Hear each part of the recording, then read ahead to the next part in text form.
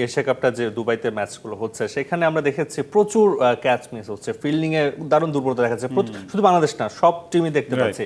এবং ইন্টারন্যাশনাল এবং এই মাঠের যদি আমরা হিস্ট্রি দেখি, সেখানেও চ্যাম্পিয়ন্স ট্রফিতে আমরা দেখেছি, সেখানেও ভালো ক্যাচ ড্রপ হয়েছে।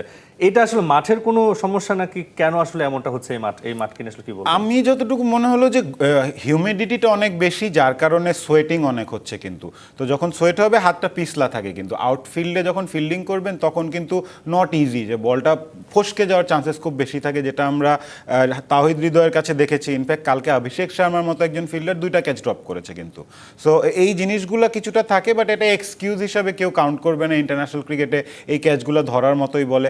আদার দেন দ্যাট এমন না যে বাতাস অনেক, যার কারণে মুভমেন্ট হচ্ছে, যেটা নিউজিল্যান্ডে হয় যে আকাশটা বেশি সাদা। এটা অনেকের কাছে একটু রাইট, এটা কিন্তু অ্যাকচুয়ালি ফ্যাক্ট। আপনি যদি নিউজিল্যান্ডে যেয়ে থাকবেন দেখবেন যে আকাশটা এতই সাদা, মেঘের সাথে আপনি বল হারিয়ে যাওয়ার চান্সেস থাকে। বাট দুবাইতে রাতে খেলা এই চান্সেসটা তো নাই। সোয়েটিং ছাড়া আমি মনে হয় না ডিউ ফ্যাক্টর লাইটের কোনো প্রবলেম আমার মনে হয় না, কারণ ওটা ওয়ার্ল্ড ক্লাস ফ্যাসিলিটি, ওখানে এইসব নিয়ে তো আসলে কোনো কোয়েশ্চেন উঠতে না। ডিউও কোনো ফ্যাক্টর না। কিন্তু আমার মনে হচ্ছে যে একটু গরম তো রয়েছে, ফ্যাটিগও কাজ করছে, হয়তো হিউমিডিটি রয়েছে। অনেক ক্ষেত্রে প্লেয়াররা লেট টু রিয়্যাক্ট, একটু দেরিতে রিয়্যাক্ট করছে, যে মাঠটা একটু বড় তো, যার কারণে আপনি দ্রুত শুরু করবেন কিনা, বলটা যখন বাতাসে থাকে সেই এয়ারটা জাজ করাটা একটু ডিফিকাল্ট হয়ে যায়।